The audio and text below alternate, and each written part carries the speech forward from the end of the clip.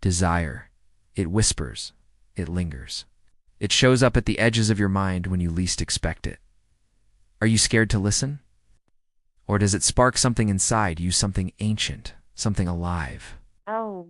From the very first breath we take, desire starts shaping us. It pulls us, haunts us, sometimes even torments us. Society tells us to keep it quiet.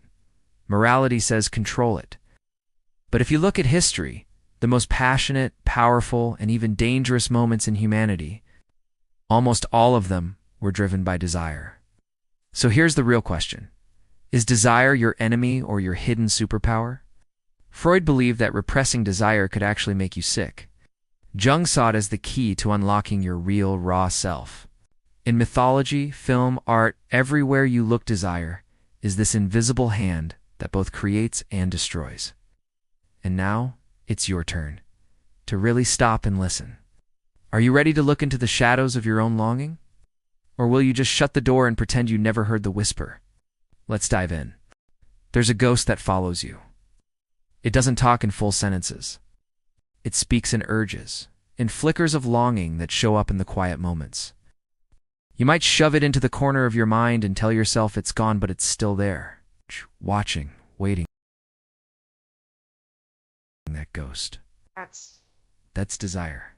It's the force behind every bold decision you've made, and every hesitation that made you second-guess yourself. It's the reason you daydream, the reason you feel things you can't explain. Desire is one of the most powerful forces in human nature, and yet we hardly ever talk about it openly. We talk about it in whispers, in secret, sometimes in shame. But where does it come from? What does it want? And what happens when we don't listen? To understand desire, we need to go deeper, beyond the surface, beyond the social masks we wear. We have to explore the terrain of the mind, the roots of psychology, the myths we grew up with, and the culture that raised us. And that's what this first part is all about. We're going to look at how desire works in the human psyche, from Freud's theories on repression to Jung's idea of the shadow.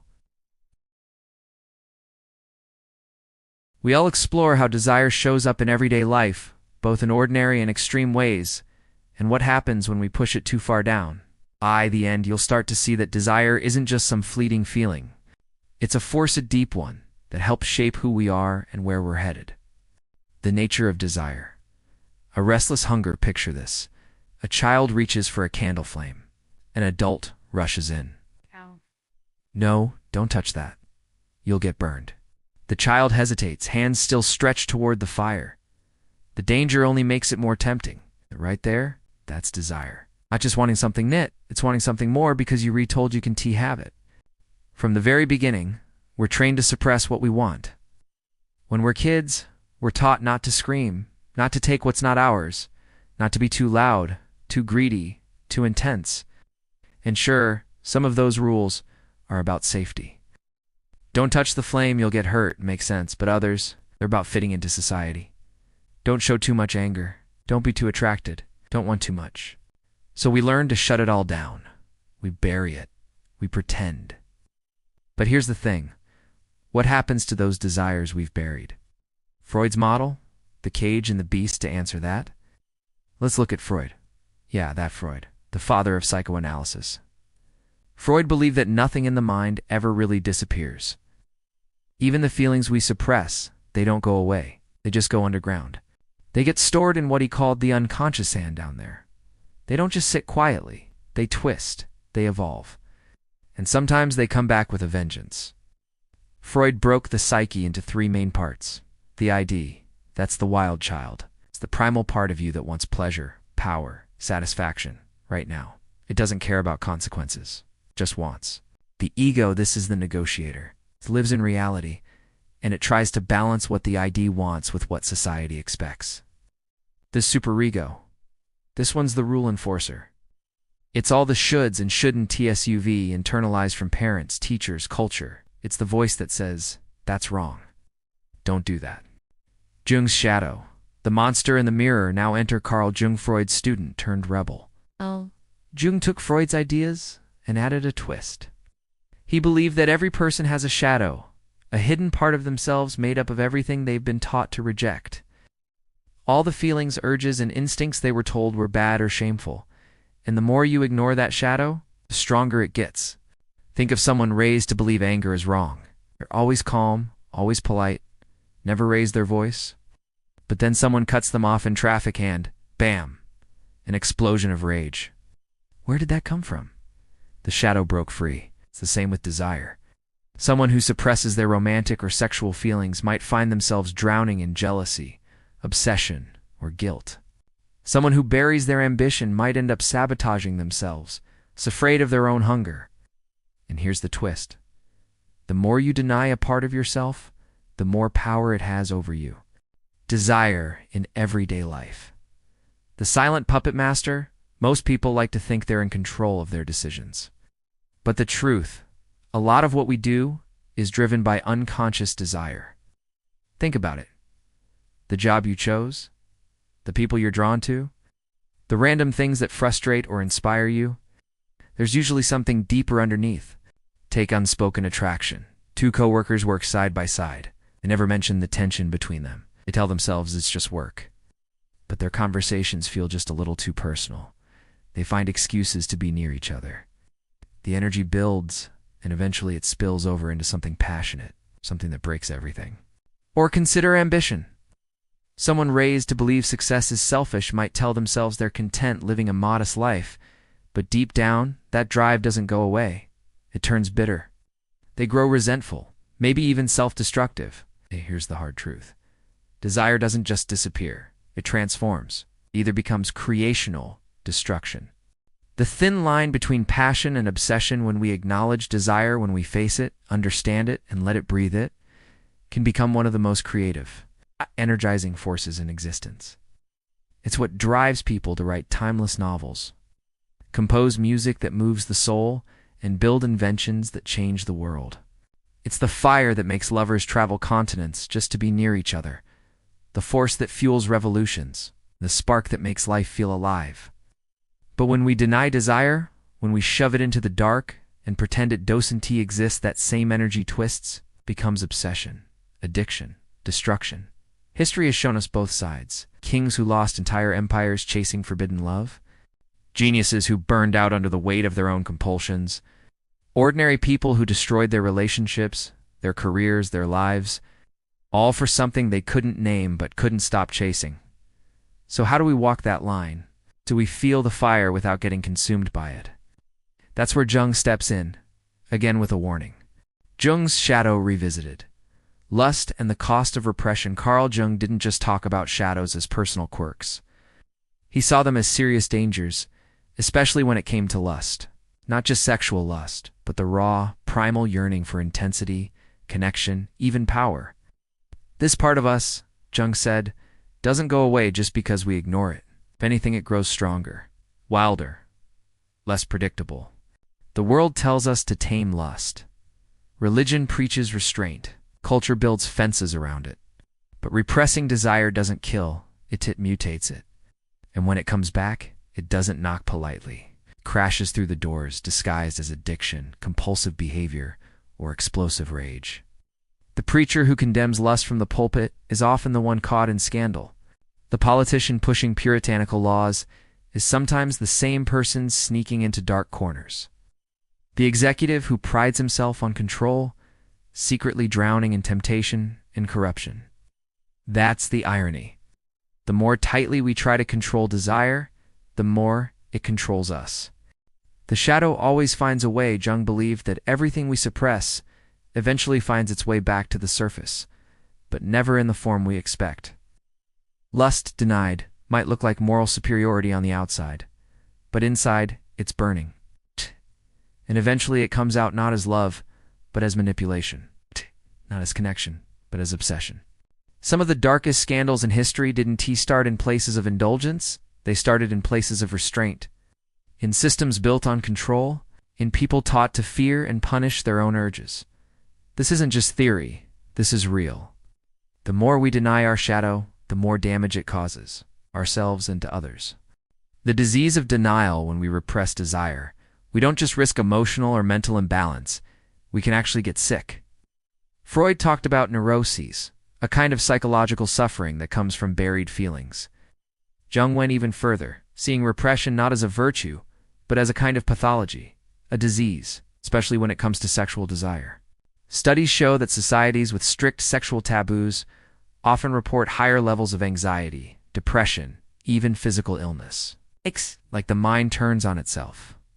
When it's forced to deny something so deeply human, and on a personal level, the toll is huge. People who repress desire lose touch with who they really are. They feel fragmented, torn between what they feel and what they show to the world. They carry shame. And shame is poison. It seeps into everything. It ruins intimacy, makes love feel dangerous, turns connection into something terrifying. Some people shut down completely, emotionally numb. Others swing to the opposite, extreme, chasing pleasure in reckless, self-destructive ways. The pendulum swings hard when it's been held back too long. And often those swings aren't choices, they're symptoms. The disease of denial. When we repress desire, we don't just risk emotional or mental imbalance, we can actually get sick. Freud talked about neuroses, a kind of psychological suffering that comes from buried feelings. Jung went even further, seeing repression not as a virtue, but as a kind of pathology, a disease, especially when it comes to sexual desire. Studies show that societies with strict sexual taboos often report higher levels of anxiety, depression, even physical illness. It's like the mind turns on itself. When it's forced to deny something so deeply human, and on a personal level, the toll is huge. People who repress desire lose touch with who they really are. They feel fragmented, torn between what they feel and what they show to the world. They carry shame, and shame is poison. It seeps into everything. It ruins intimacy, makes love feel dangerous, turns connection into something terrifying. Some people shut down completely, emotionally numb. Others swing to the opposite, extreme, chasing pleasure in reckless, self-destructive ways. The pendulum swings hard when it's been held back too long. And often those swings aren't choices, they're symptoms. Integration, not suppression. So what's the way out? It's not indulgence. Jung didn't believe in giving in to every impulse. That's not freedom, that's chaos. What he did believe in was integration. That means acknowledging your desires, not running from them, not judging them, but understanding them, owning them, finding a healthy, honest way to give them a place in your life. Desire isn't the enemy. Shame is. When you recognize your desires without guilt, you reclaim your power. When you make peace with your shadow, it stops haunting you. This doesn't mean acting on every urge. It means being aware of where those urges come from, and choosing how to channel them. Art, love, innovation, meaning, spiritual connection. These things are fueled by desire. Suppression creates monsters. But awareness. Awareness creates wholeness. The final toll? When repression becomes fate, here's the truth most people avoid. When we repress desire long enough, it doesn't just fade, it becomes fate. Carl Jung said it best. What you do not make conscious will return to you as fate. In other words, if you don't face your desires, if you don't bring them into the light, they will rule your life from the shadows. You won't even know it. The lover who never allows themselves to feel passion becomes cold, bitter, numb. The priest who fears temptation becomes the predator he once condemned. The artist who buries their hunger to create becomes the critic who tears down other people's work. When we lock desire in a cage, it doesn't die, it breaks out. Sometimes quietly, sometimes violently, but always at a cost. And maybe the saddest cost of all? The slow, silent erosion of the self.